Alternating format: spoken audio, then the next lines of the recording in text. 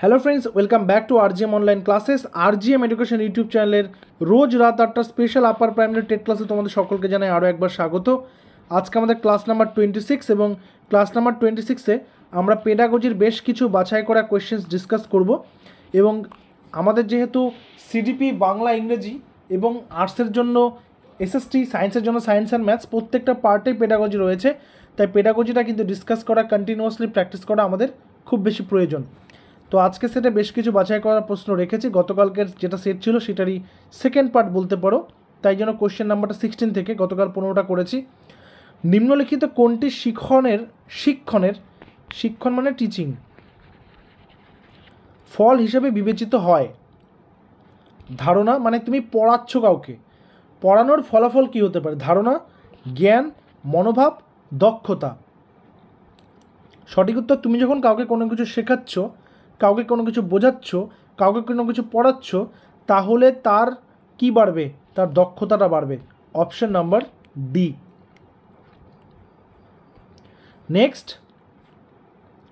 নিচের কোনটি সঠিক নয় বলেছে? কোনটা কারেক্ট নয়?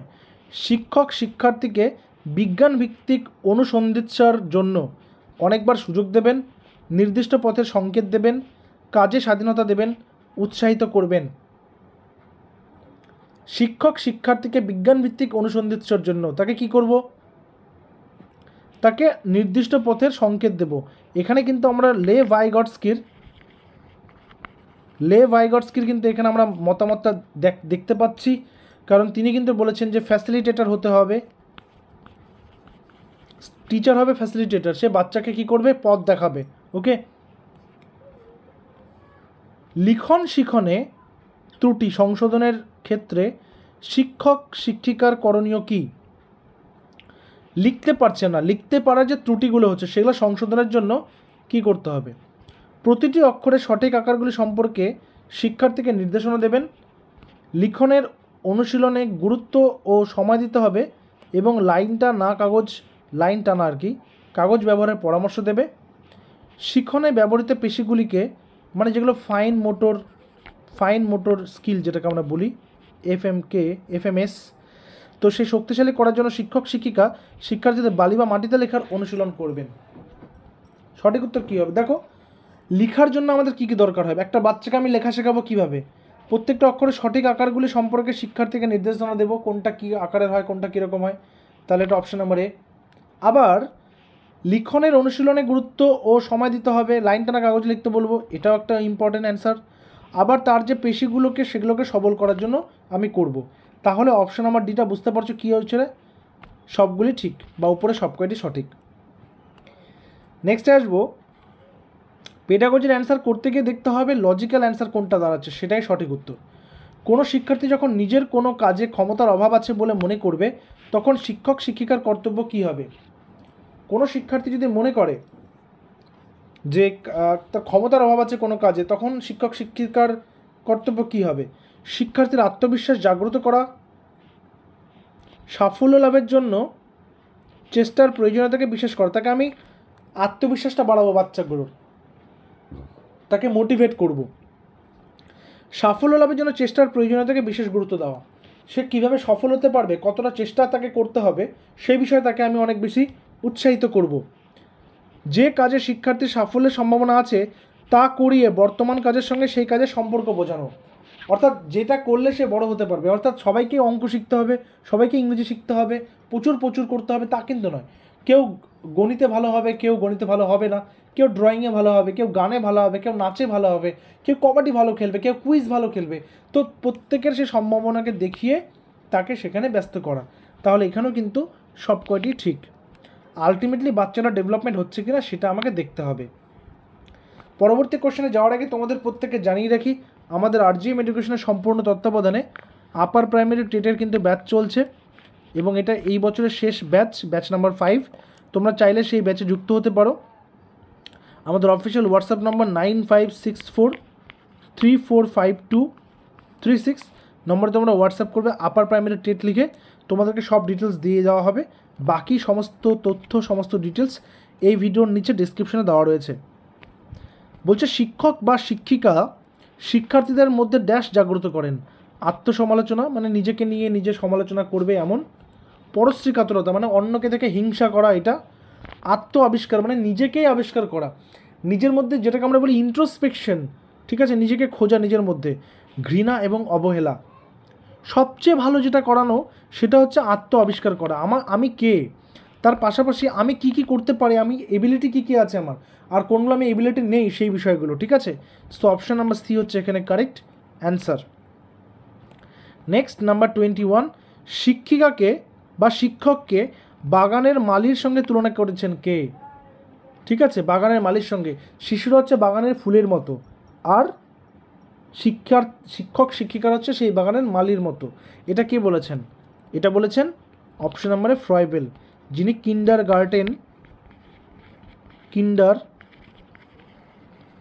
গার্ডেন ব্যবস্থা বা কিন্ডার গার্ডেন শিক্ষা ব্যবস্থার তিনি জনক, তাকে জনক বলা হয়। নেক্সট নাম্বার 22, শিক্ষণের অভিজ্ঞতা লক্ষ্যমাত্রায় পৌঁছানো ইত্যাদি অনুধাবন করা কার কর্তব্য? শিক্ষণের অভিজ্ঞতা লক্ষ্যমাত্রায় পৌঁছানো ইত্যাদি অনুধাবন করা কার কর্তব্য? শিক্ষা দপ্তরের কর্তব্য, শিক্ষকের কর্তব্য, শিক্ষার্থীর নাকি অভিভাবকদের?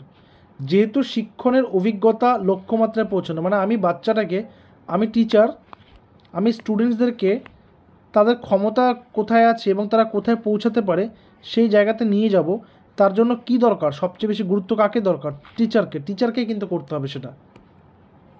এরপর শ্রেণীকক্ষের শৃঙ্খলা বজায় রাখার জন্য কার্যকরী পদ্ধতি কী? এটা খুব ইম্পর্ট্যান্ট পার্ট একটা, যেহেতু আমরা আপার প্রাইমারি লেভেলে বাচ্চাদেরকে পড়ানোর কথা বলছি, ক্লাস 6 to ক্লাস 8 এই বাচ্চাগুলো কিন্তু ক্লাসে খুব মিসচিপস তৈরি করতে পারে এবং তার পাশাপাশি তারা কিন্তু ক্লাস ডিস্টার্বও করতে পারে। তো সেখানে শৃঙ্খলা বজায় রাখার জন্য কি করতে হবে? শিক্ষার্থীদের প্রয়োজন অনুযায়ী কর্মসূচি গ্রহণ করতে হবে, মানে তারা কী কী দরকার, কোন কোন বিষয়ে তারা ইন্টারেস্ট পাচ্ছে সেটাকেই পড়ানোর সাথে যুক্ত করে দিতে হবে। শৃঙ্খলাহীনতার কারণ ঘটলে তা শক্ত হাতে দমন করতে হবে, মানে এক কথায় শাস্তি তো দেওয়া যাবে না বাচ্চাদেরকে। শ্রেণীকক্ষে শিক্ষকের শৌখিন ও মূল্যবান পোশাক পরে আসতে হবে, খুব দামি দামি পোশাক পরতে হবে, পরে গায়ে পুরো পারফিউম দিয়ে যেতে হবে যাতে গোটা ঘর পারফিউমের গন্ধে মোমো করে, এসব তো করানো যাবে না, কোনোটাই নয়। এইটা হচ্ছে সঠিক উত্তর। শিক্ষার্থীদের প্রয়োজন অনুযায়ী কর্মসূচি গ্রহণ করতে হবে। মনে রাখতে হবে চাইল্ড সেন্ট্রিক এডুকেশনের কেন্দ্রে রয়েছে বাচ্চাটা, ওই বাচ্চাটাকে হিসাব করে সমস্ত কিছু কিন্তু করতে হবে। এরপর শিক্ষার্থীদের শিক্ষাদানের ক্ষেত্রে নীতিশিক্ষা আবশ্যিক কারণ কি? চরিত্র গঠনে নীতিশিক্ষা অপরিহার্য। নীতিশিক্ষা মানে কি? মোরাল এডুকেশন, যেটা ঠিক আছে, যেটা মোরাল এডুকেশন। আমরা কোহলবার্গের কথা পড়েছি, কোহলবার্গ কিন্তু এই মোরাল ডেভেলপমেন্ট থিওরির উপরে বিশেষ গুরুত্ব দিয়েছেন। এই মোরাল এডুকেশনটা দরকার। তো চরিত্র গঠনে নীতিশিক্ষা অপরিহার্য। শিশু শিক্ষা মানুষকে ব্যক্তিত্বময় করে তোলে, নীতিশিক্ষা মানুষকে ব্যক্তিত্বময় করে তোলে, অর্থাৎ কোনটা ঠিক কোনটা ভুল, কোনটা ভালো কোনটা মন্দ, এই বিষয়গুলো বুঝতে হবে। এই বিষয়গুলো বোঝাই হচ্ছে নীতিশিক্ষা।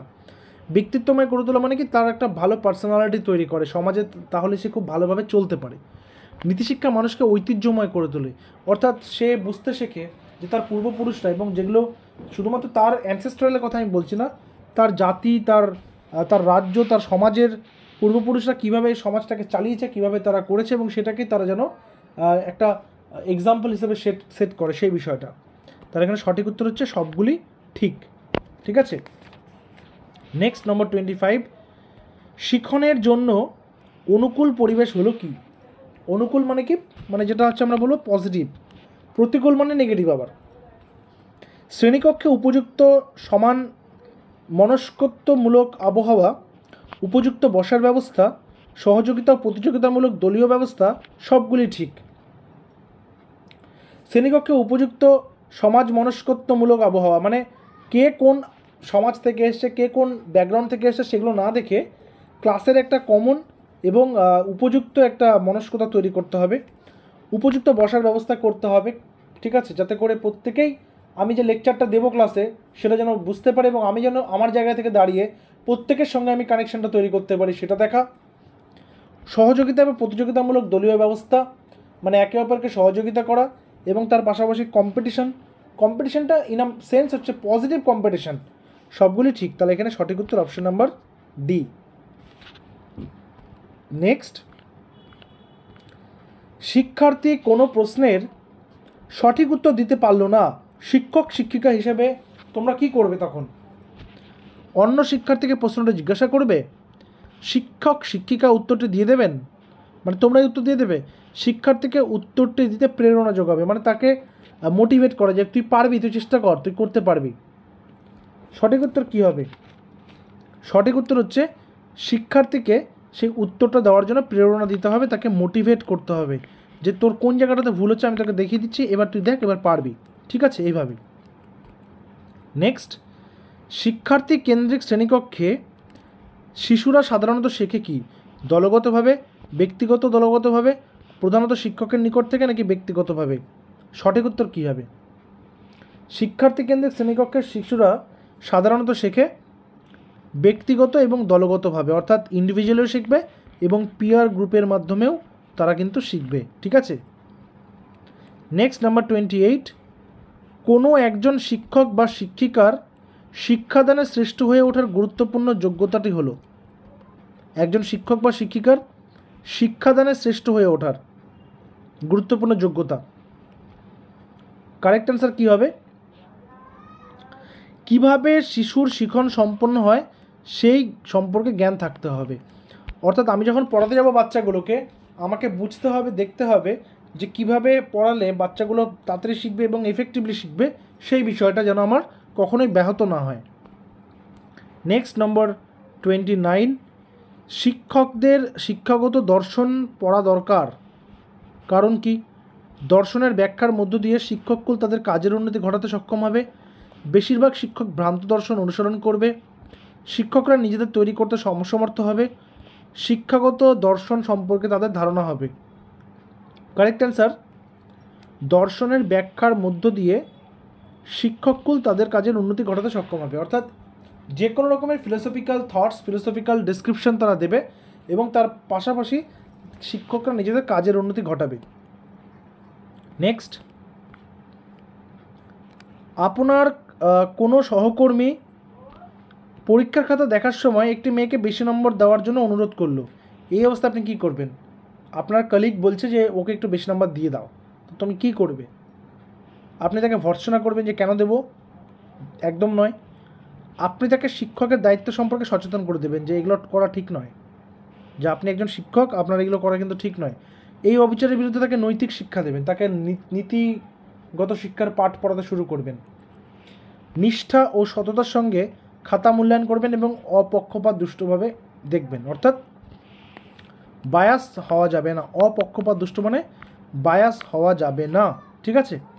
তো এই হচ্ছে আমাদের আজকের 30টা কোয়েশ্চেন। আজকে সেটা তোমাদের জন্য একটা হোম টাস্কও রয়েছে, অন্যান্য দিন যেরকম আমরা হোম টাস্ক দিয়ে থাকি। আচ্ছা, আজকে সেটা যেটা হোম টাস্ক দেবো সেটা হচ্ছে শিশুকে রাজার রাজা হিসেবে তুলনা করার কথা কে বলেছেন? শিশুকে